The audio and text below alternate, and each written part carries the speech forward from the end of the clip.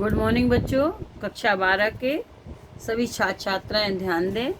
मैं आपकी विषय अध्यापिका श्रीमती मंजू गुप्ता आपको आपकी हिंदी पुस्तक के काव्य खंड का दूसरा पाठ केकई का अनुताप पढ़ा रही थी, जिसके रचयिता मैथिलीशरण गुप्त हैं, जो गुप्त जी द्वारा रचित साकेत महाकाव्य से अवतरित है।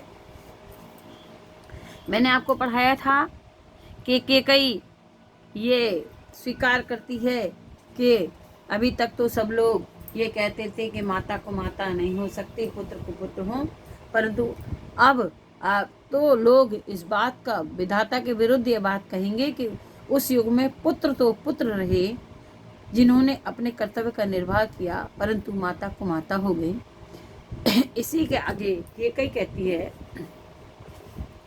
बस मैंने इसका बाहा मात्र ही देखा, दृढ़ हृदय न देखा, मृदुल गात्र ही देखा। ये 4 लाइनें अंडरलाइन है, अर्थ ध्यान से सुने। केकई कहती है कि बस मैंने इसका बाहा मात्र ही देखा। श्री राम से कहती है, हे राम, मैंने अपने इस पुत्र भरत का मात्र ऊपरी रूप देखा है। हे आज श्रेष्ठ श्री राम, हे पुत्र राम, मैंने अपने इस पुत्र का, पुत्र ब्रैकेट में लिख देंगे भरत का, मात्र बाहिर रूप ही देखा है। दृढ़ हृदय न देखा, मृदुल गात्र ही देखा। मैंने उसके दृढ़ हृदय को नहीं देखा, मैं उसके दृढ़ हृदय को नहीं देख सकी, मैंने तो केवल उसके कोमल शरीर को ही देखा है। मैंने इसका बाह्य मात्र ही देखा, अपने पुत्र को केवल बाहरी रूप से ही देखा है, इसके दृढ़ता से भरे हुए हृदय को मैं नहीं देख सकती, केवल इसके कोमल शरीर को ही मैंने देखा है। परमार्थ न देखा, परमार्थ न देखा, पूर्ण स्वार्थी साधा, इसी कारण तो हाय आज ये बाधा। केकई कहती है, मैंने इसके परमार्थिक रूप को नहीं देखा कि ये परमार्थी है, दूसरे के हित की ही चिंता करता है। मैंने, और ये भी कह सकते हैं कि मैंने दूसरे के हित को नहीं देखा, ये भी लिखेंगे कि मैंने, ये भी लिख सकते हैं, मैंने इसके परमार्थिक दूसरे के हित चाहने वाले स्वरूप को मैं नहीं देख पाई, पूर्ण स्वार्थ ही साधा, और अपना पूर्ण स्वार्थ ही साधना चाहा, अपने पूर्ण स्वार्थ की ही सिद्धि देखी, परंतु ये नहीं देखा कि इसका स्वभाव तो परमार्थी है, दूसरे का हित चाहने वाला है। इस स्वरूप को मैं न देख सकी और केवल अपने पूर्ण स्वार्थ की ही मैंने सिद्धि की है। इसी कारण ही तो आज ये बाधा, इसी कारण ही तो आज मेरा जीवन बाधाग्रस्त है। इस अयोध्या में जो बाधा उत्पन्न हुई है और मेरे जीवन में जो बाधा है वह इसी कारण है कि मैंने इसके परमार्थ को नहीं देखा कि ये परमार्थी है, इस स्वरूप को मैं न देख सकी, केवल पूर्ण स्वार्थ की सिद्धि की। इसी कारण तो मेरे जीवन आज ये बाधाग्रस्त है। आगे देखेंगे, युग युग तक चलती रहे कठोर कहानी, रघुकुल में थी एक अभागिन रानी। केकई कहती है, युग युग तक संसार इसमें ये कहानी चलती रहेगी कि रघुकुल में एक ऐसी अभागिन रानी थी जिसने कि अपनी स्वार्थ की सिद्धि के लिए पूरे परिवार को, पूरे राज्य को अस्त व्यस्त कर दिया। अयोध्या में जो उथल पुथल हुई, जो ये आज बाधा उत्पन्न हुई, इसी से युगों युगों तक एक कठोर कहानी चलती रहेगी कि रघुकुल में एक ऐसी अभागिन रानी हुई थी जिसने अपने भाग्य में को स्वयं ही खराब कर दिया था। निज जन्म जन्म में सुने जीव ये मेरा, धिक्कार उसे ता महास्वार्थ ने घेरा। निज जन्म जन्म में सुने जीव ये मेरा।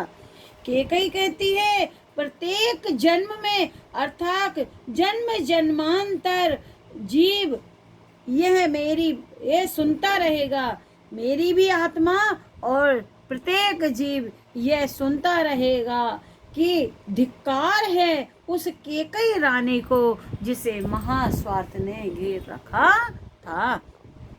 केकई कहती है, निज जन्म जन्म में सुने जीव ये मेरा। अपने प्रत्येक जन्म में जीव मेरी इस कहानी को सुनेगा और हमेशा मेरी इस कहानी को सुनकर धिक्कारता रहेगा और कहेगा कि उस केकई रानी को धिक्कार है जिसने अपनी जिसको स्वार्थ ने घेर रखा था और जिसने स्वार्थ के कारण जो है इस अयोध्या में इस प्रकार की या अपने जीवन में यह बाधा उत्पन्न कर दी थी, भरत के जीवन में यह बाधा उत्पन्न कर दी थी। बच्चों, आज मैं यहीं तक पढ़ा रही हूँ। इसमें कुछ प्रश्न हैं जिसको आपको करना है। ये प्रश्न इस प्रकार है, देखिए यहाँ से इंडिकेशन लिख देंगे, बस मैंने से लेकर के स्वार्थ ने घेरा, मैं घेरा। ठीक है। पहला प्रश्न है, पद्यांश के पाठ और कवि का नाम लिखिए, ऊपर लिखा हुआ है। दूसरा है, रेखांकित अंश की व्याख्या कीजिए, मैंने आपको भली भांति समझा दी सरल शब्दों में।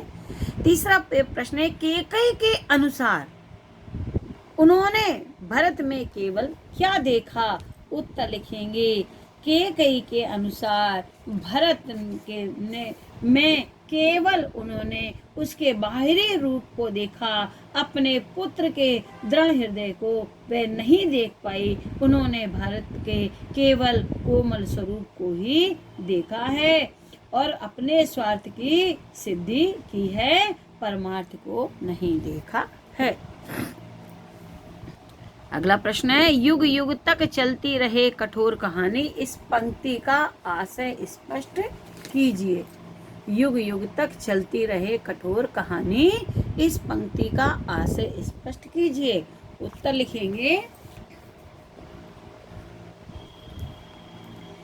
कि इस पंक्ति का आशय स्पष्ट करते हुए महर्षि शाणक्य जी कहते हैं कि केकई के इस कथन में यह भाव निहित है कि मैंने अपने जीवन में इतना अपराध किया कि युग युग तक सारा संसार इसी कहानी को सुनेगा कि रघुकुल में एक अभागिन रानी थी, जिसने कि अपने सर्ववैभव संपन्न होकर भी अपने भाग्य में को बिगाड़ दिया था। इस पंक्ति का यह भाव है कि युगों युगों तक ये कहानी सुनेगा कि रघुकुल में एक ऐसी अभागिन रानी थी जो सर्ववैभव संपन्न होकर भी उसने अपने भाग्य में, अपने जीवन में ऐसा गंभीर अपराध कर दिया है। अगला प्रश्न है, केकई के शब्दों में प्रत्येक जन्म में जीव की आत्मा क्या सुनेगी?